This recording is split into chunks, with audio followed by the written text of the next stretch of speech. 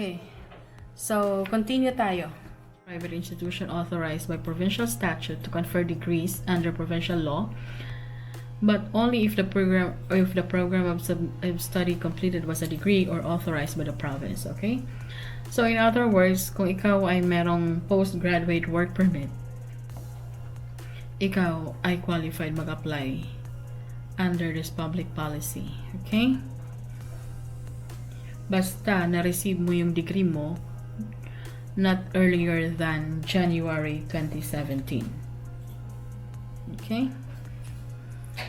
So, next qualification. Eligibility requirement ay have been granted one of the following credentials following the completion of program study from an eligible institution. Okay, ikaw ay nabigyan ng degree. Could it either be associate, bachelor's, master's, or doctorate? Okay? A degree issued in completion of a program of at least 8 months in duration. So, yun ang minimum. Kailangan 8 months ang pinag-aralan mo at binigyan ka ng degree. Okay? So, next, a degree, diploma, certificate, or attestation issued in completion of a program of any duration leading to an occupation in a skilled trade listed in Annex A. So, ipapakita ko to. Itong mga eligible skilled trades. Okay? Tapos, kung ikaw ay nakapag-aral ng 8 months in duration or nakapagtapos ng 2 years, could it either be an associate or as long as it is under the public post-secondary, ikaw ay allowed mag-apply under this public policy. Okay? So next, have been authorized pursuant to the Act and regulations to study throughout their education in Canada. So, ibig sabihin nun, ang pinag-aral, kailangan habang nag-aaral ka, ikaw ay may what do you call this one? Valid study permit. Okay? Next, be employed in Canada with a valid permit or authorization to work. Okay, so dapat ikaw ay merong work permit. Okay? Next, IELTS CLB5. Okay, pag sinabing CLB5, kailangan ang reading mo ay 4, writing mo ay 5, listening ay 5, and then speaking ay 5. Okay? Tapos, next na qualification, dapat ikaw ay physically present dito sa Canada para sa application mo for permanent residency. The same thing, you have an intention to reside in a province or territory other than Quebec. And then, sunod ay nag-apply ka ng permanent residency using the allowed forms for application ng IRCC. And sunod na qualification ay your application should be submitted through online. Okay? Walang paper application sa public policy na ito. And of course, the last one is dapat hindi ka inadmissible. Okay? Dapat medically and then criminally background ay okay ang iyong record. Okay? So, as what I've said, ito ang mga eligible skill trades under international students. So, pag sinabi kasing trade, mostly nagsisimula yan sa NOC 72. Okay? So, contractors and supervisors machining, metal forming, shaping, and erecting trades and related occupations. Pwede kayo mag-apply kung nakagraduate isa kayong international graduate dito sa Canada. At saka meron kayong work permit. So, contractors and supervisors, electrical trades and telecommunications occupations. Contractors and supervisors, pipe fitting trades. Contractors and supervisors in carpentry trades. Contractors and supervisors, other construction trades, installers, repairers, and servicers, I mean. Teka lang, nakikita ba? Okay, sensya naman. Machinist and machining and tooling inspectors, tool and die makers, sheet metal workers, boiler makers, structural metal and platework fabricators and fitters, iron workers, welders and related machine operators, electricians, except again industrial and power system. Kasi ito, meron kayong specific industrial electricians and 7243 power system electricians. So, hindi kayo kasali dito sa 7241. You are not considered electricians under this code, pero meron kayong specific code para sa inyo.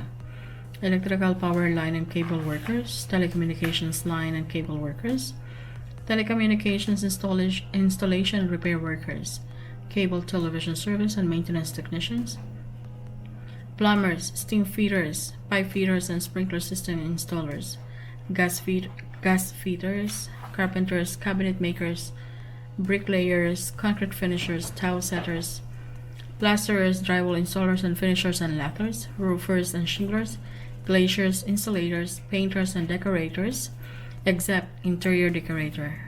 Okay? Di ko alam bakit hindi kayo kasali sa trades na to. Floor covering installers. Okay? So, mostly ay mga trade workers sa construction ang kanilang kinukuha. Yan ang tinatawag nilang essential workers dito. Yung iba. Okay, next, 7.3. Contractors and supervisors in mechanic trades. Contractors and supervisors, heavy equipment operator crews. Supervisors printing and related occupations, supervisors railway transport operations, supervisors motor transport and other ground transit operators. So, construction millwrights and industrial mechanics, heavy duty equipment mechanics, heating, refrigeration and air conditioning mechanics, railway carmen and or women, aircraft mechanics and aircraft inspectors, machine fitters, elevator constructors and mechanics, automotive service technicians, truck and bus mechanics and mechanical repairers, motor vehicle body repairers, oil and solid fuel heating mechanics. Kita? Okay.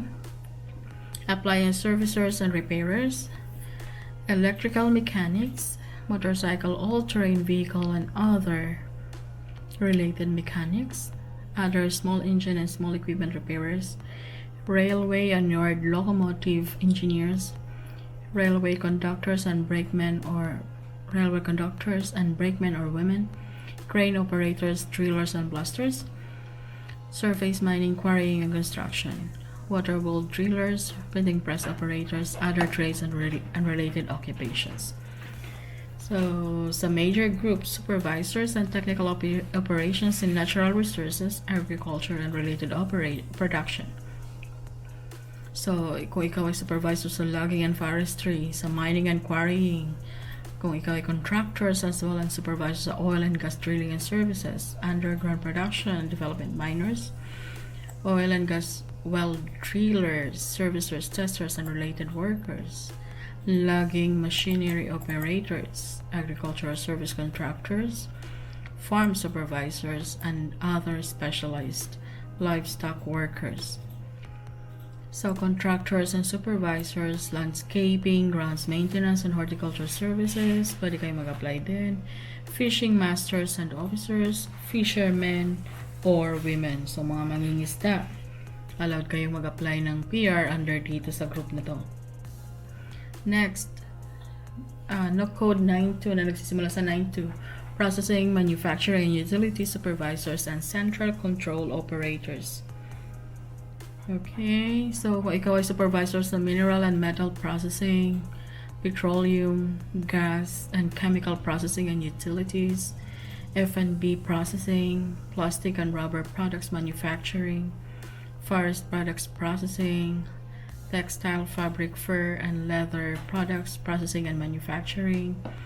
Kung ikaw ay supervisor sa motor vehicle assembling, sa electronics and electronics manufacturing, sa electrical products manufacturing, sa furniture and fixtures manufacturing, other mechanical and metal products manufacturing, other products manufacturing and assembly, central control and process operators, mineral and metal processing, central control and process operators, petroleum, gas, and chemical processing, pulping, paper making, and coating control operators, power engineers and power system operators, water and waste treatment plant operators. So, kung ikaw ay isang international graduate, hindi mo na kailangan ng work experience dyan as long as nagtatrabaho ka sa isa sa mga trabaho na yan, sa mga work na yan, pwede ka mag-apply under this new public policy. Okay? Yan ang pinagkaiba doon sa worker at saka sa international graduate. So, sa selected essential occupations, kailangan 1 year experience at saka CL before sa IELTS. Dito, hindi na kailangan ng experience. Basta nagtatrabaho ka sa isa sa mga work designations na sinabi ko. Last two groups are chefs and cooks. And then the last one is butchers, meat cutters, and fishmongers, retail and wholesale, at saka bakers. Okay? So, yan ang ating public policy. Okay, harap kayo sa akin. Okay? Dito. Okay, so yung mga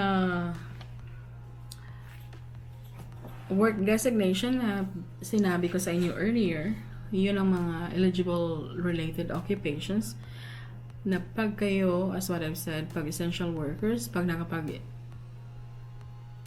na kayong experience ng 1 year, pwede kayo mag-apply under this public policy. At saka, if you're international graduates, hindi mo na kailangan ng experience. Basta may CLP 5 ka for IELTS at CELPIP. At meron kang work permit, valid work permit. At ikaw ay nagtatrabaho sa eligible occupations na sinabi ko kanina. Okay? So, the same eligible occupations as French or Francophones, French speakers in Canada. Mga temporary resident French speakers here in Canada. Okay? So, again, magsisimula to on May 6, 2021. 20,000 for temporary workers in healthcare. 30,000 temporary foreign workers in selected essential occupations, and 40,000 for international graduates. So 90,000 to lahat.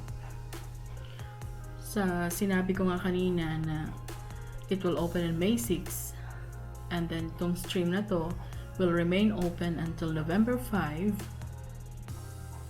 Pero pag na-reach na nila ang quota or yung cap for each intake, ay isasara na nila ang stream na to.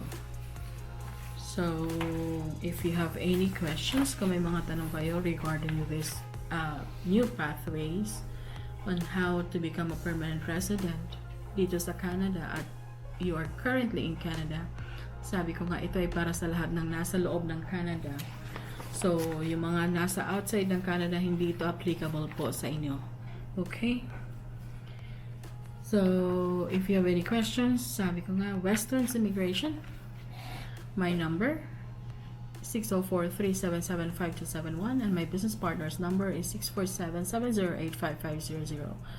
So, kung may mga questions kayo, you can call me anytime. You can call Beyond as well anytime.